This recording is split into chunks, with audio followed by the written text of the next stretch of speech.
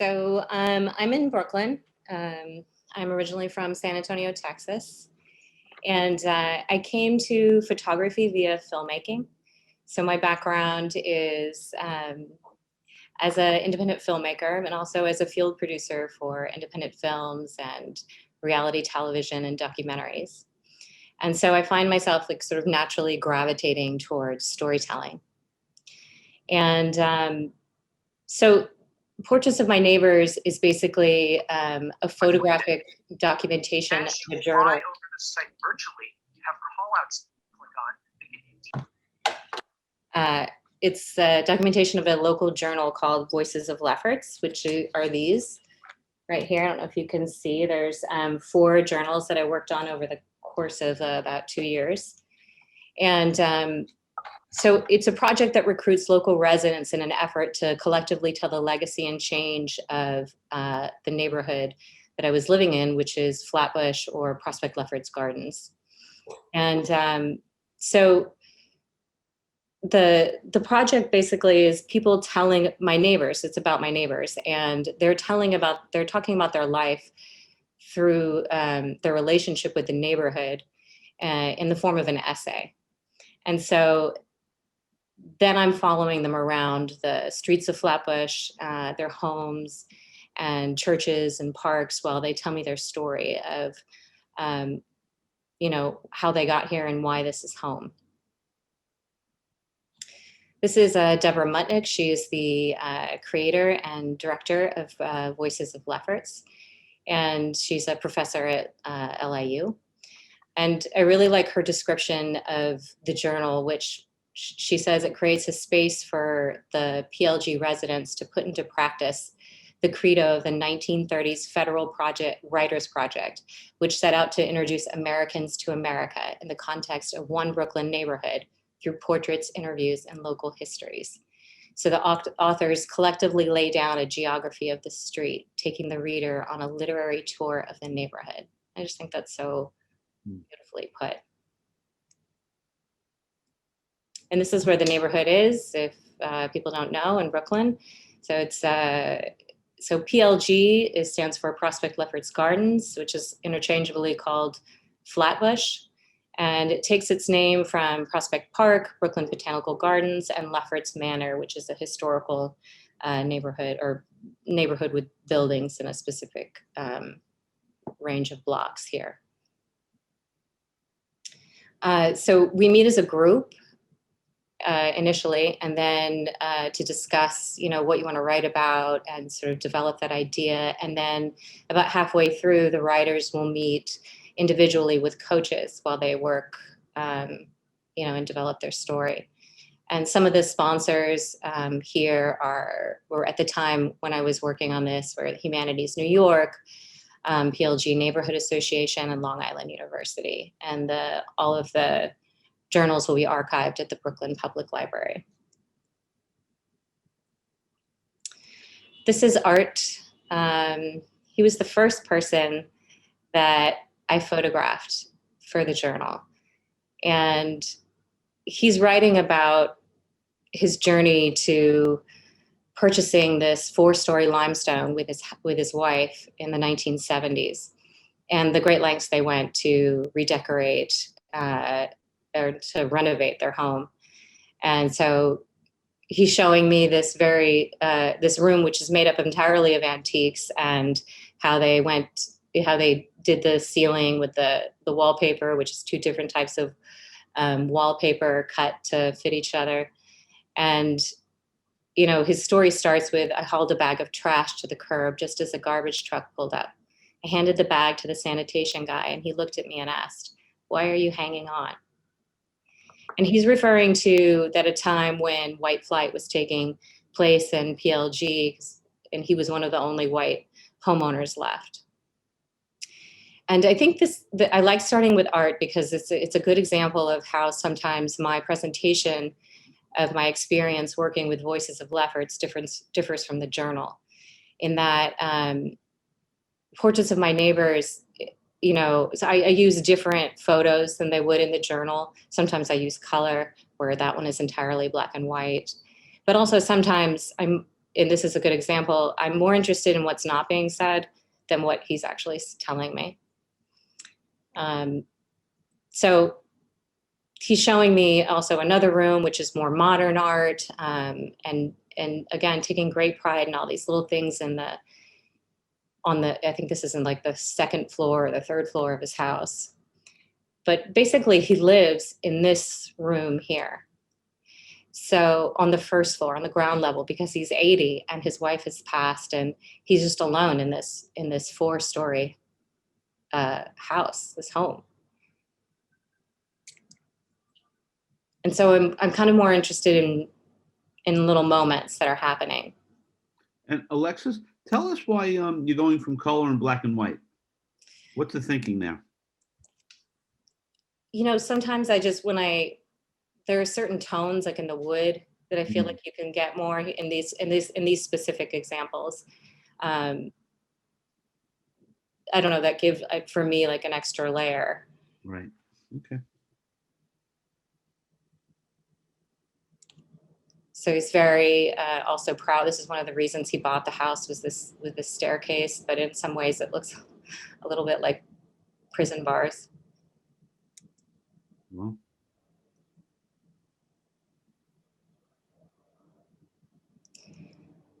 And this is Frederick Johnson. Frederick is a reverend. He was homeless when he moved to PLG, I think about 20 or so years ago. And so he's writing about God, the one who created heaven and earth. He is the author of my story, your story, every person's story. And so he's talking about like the evolution of what happened to him spiritually once he arrived in this neighborhood, and how he met his wife and changed his life, and how he got involved with the church. And he takes me to one of his favorite markets called La Bay Market on Nostrand Avenue to meet Big Mac. Big Mac's family is a family-owned business, and they're bringing in lots of items from, so PLG is also a very Caribbean American neighborhood. So they're importing a lot of fresh fish and produce and goods from Grenada. And he's also talking so much about the Bible that I finally asked if he wants to read to me from the Bible, and he's really into it.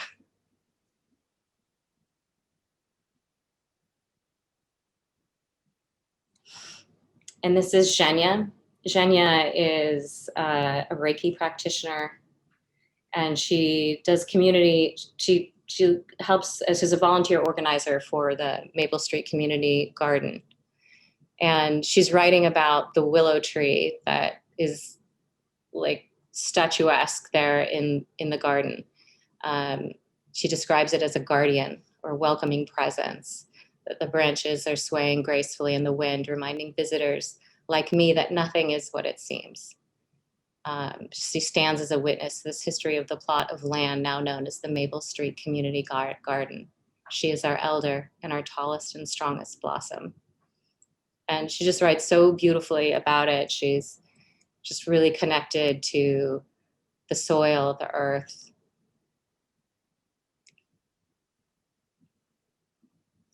And I guess I just like sometimes the contrast here, black and white color. Very nice.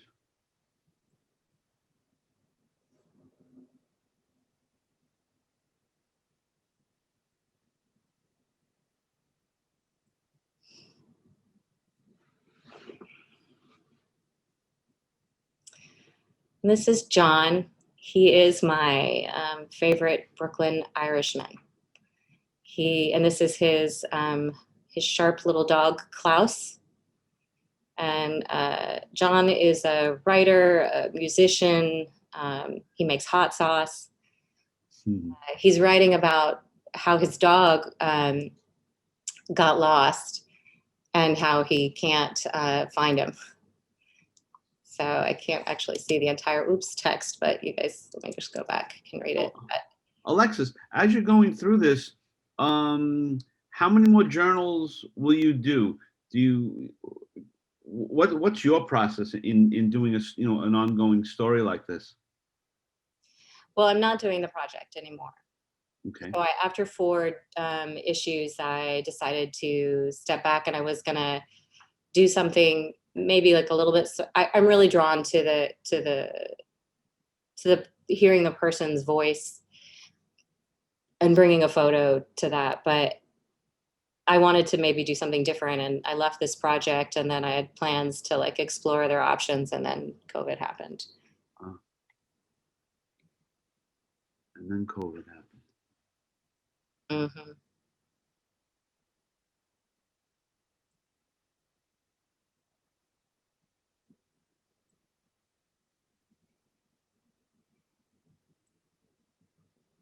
And I love that shot. This is Stephen. He actually goes by his last name, Rice. He's a poet. And as a spoken word poet, he actually goes by the name Definition. And he's also a English teacher, school teacher. He's writing about gentrification, but also just this neighborhood being a mixture of different people and flavors, and everything. It's just, he's the man about town. He knows everyone. He's super friendly. It's just Mr. Cool Dude.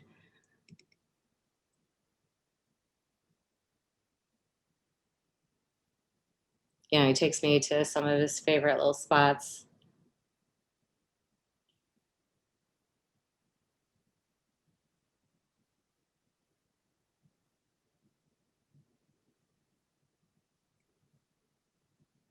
And this is Robert, one of my favorite people to photograph. Robert's face is just fantastic. And he's a writer, a very gifted writer. And his piece is very unique. He's interweaving quotes and chants, and he's having this ongoing conversation with a dead woman who is Gertrude Lefferts Vanderbilt. So she's one of the original descendants of the Lefferts family. There's this area was called. The immigrants were Dutch, so those were the people that settled here. And so Gertrude is alive in the 1800s, and at the time she was pretty progressive. She was considered progressive in terms of like women's rights, and but Robert takes issue with some of the things that she's writing about. She says, it is not probable that slavery ever exhibited its worst features in Lefferts. A kindly feeling existed between the owner and the slave. The slave returned generally a cheerful obedience and reasonable amount of labor. There are certain conditions under which slavery assumes its most cruel aspect, and these conditions did not exist in Kings County. And so throughout his essay, he's taking bits of her writing and then writing back to her. What are you shooting with? 5D. So, Ian had asked. In 1956, Robert writes back to her, Flatbush, which is taken from the Dutch word Blakkebush or something like that. He's saying that the children of African heritage, or the colored children, had traversed this giant snowstorm that had landed here. They were the descendants of the once enslaved. And these children of color somehow wandered into this area. But we understand from Isabella, who dropped her Dutch name and picked up Sojourner Truth, that this Vlakkebash had the largest concentration of the enslaved on this side of Mason-Dixon. Call it a farm in the north and a plantation in the south, but to enslave a human is slavery. And we go to the park, we go to Prospect Park, and he's just reciting parts of his essay. He has this quote here from Sojourner Truth. And he's just beautiful. Alexis, really magical moment there. Did you do any recording? No. I did. I wanted to do that. I'm with you. It was definitely something, especially for him. Yeah. You hear the hallelujah. Oh, yeah. Man, he's so good. And sounds just as great. So I mean, that's an interesting, question for you. As you move forward, do you think, I should be recording this, not regardless of the topic? Yeah. It's definitely something I've thought a lot about. I also like I've done just basically also because of the filmmaking background. It's definitely an interest of mine, um, and I've done stuff in the past just for my own personal use of like just like something that's photographic. Like I'm sorry, I'm blanking on what it's called, but where it's just one shot after the other in movement, and with a recording of a voice. Sequence? Yeah. What's that? Like a sequence? No, just like I can't remember, but just like keeping the shutter down and then putting those photos together so that it's a little stilted as it's moving. I really like that effect, and that with some audio, especially. And I mean, and Robert and I talked Burst. about doing that. What's that? A burst? Is it called a burst? Yeah. Yes, somebody just put that in there. Yeah. Yeah. So like I've done that before with like little, projects for myself, and I'm just really drawn to that. Or time. So David here picks up from he's published in the same journal, so he's also talking about the Lefferts family. And he takes me to the Dutch Reformed Church on Flatbush, where a lot of the Lefferts family members are buried, and their tombstones are engraved in Dutch. And so he does a lot of research at the Brooklyn Historical Society and finds that until the abolition of slavery in New York State in 1827, those kinds of wealthy farmers in Flatbush purchased, owned, and sold slaves. Indeed, the agricultural economy of Kings County during that time depended on slavery. And according to the Brooklyn Historical Society, which maintains a lot of the family archives, in the 1790s, the population of the town of Flatbush included 378 enslaved people, 12 Black free people, and 551 white people. So 75% of whom were slave owners. And David is a trial lawyer and an international human rights activist. Some people write about, their loss of a loved one and their grieving. This is Caroline, like even though they might have happened years ago, like they're still thinking about that loss. And so Caroline lost her mother about 11 years ago, and her father passed away about 4 years ago. And she's trying to come to terms with that and these different memories that she has. And so we go to the park, and she's telling me that one of the ways she feels connected to her mother is through dancing. And she starts dancing for me. Which is great. This is Allison. She had lost her father and quite recently, and she was telling me that she looked so much like him that when she was little, that they called her Little Eddie.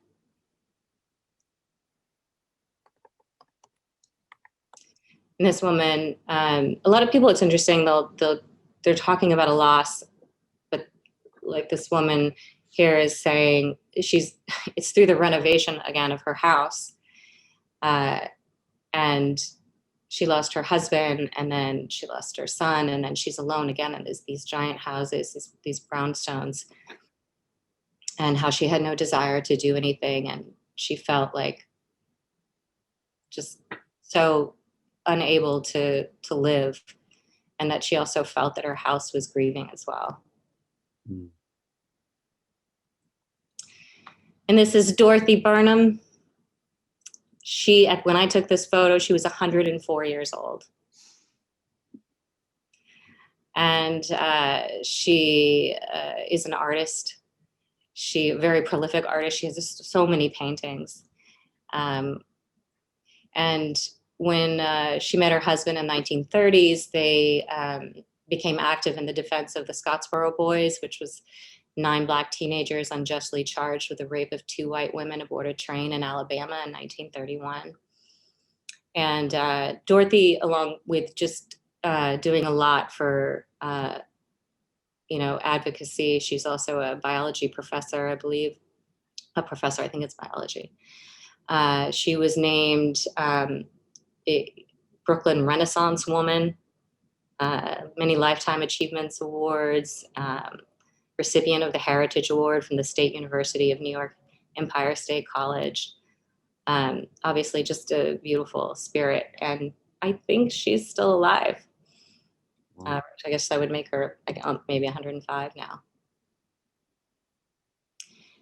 Each issue takes about, from first meeting of like the whole group to publication, about 4 to 6 months. And at the end, it's all culminated with this reading at the local bookstore where, on Flatbush, of course, where the journals are sold. And it's really great. It's very well attended, you know, just, I think it's really great closure for everyone involved. And they're reading excerpts of their essays. And there's Art. Look how happy he is. That's it. I got a feeling that guy's happy a lot of the time, right? What's that? I got a feeling that guy's happy a lot of the time. Yeah. Right? Just so I mean, like, after now you're done with this, how do you reflect back on it? You know, the value of it, you know, spiritually for you. I mean, it would be really hard to sum that up, because it was really a powerful experience. I mean, left to my own devices, Frank, I would probably just not be that engaged with anybody, you know, and you're just sort of, I had just moved to that neighborhood, I think 2014, and then 2015, maybe I was there, you know, I didn't know anybody in that area, but then, you know, there was a Martin Luther King event at that church where we do the group meets for the writing. And I went there and I was just taking random pictures, and then I met Deborah. And so I sent her the pictures, and she was like, "Oh, do you want to be a photographer for this journal?" And I had no idea in fact, there was no journal yet. So I didn't know what it would end up being. And so I just, you know, actually don't live in that neighborhood anymore, but after 4 issues, I would just be walking down the street and I would know everybody, you know. Right. It was great. A real just community. Invited into people's homes. I love that so much. Yeah, I mean, that's to your credit. Someone gave you an idea, you jumped on it, and you made something really special out of it.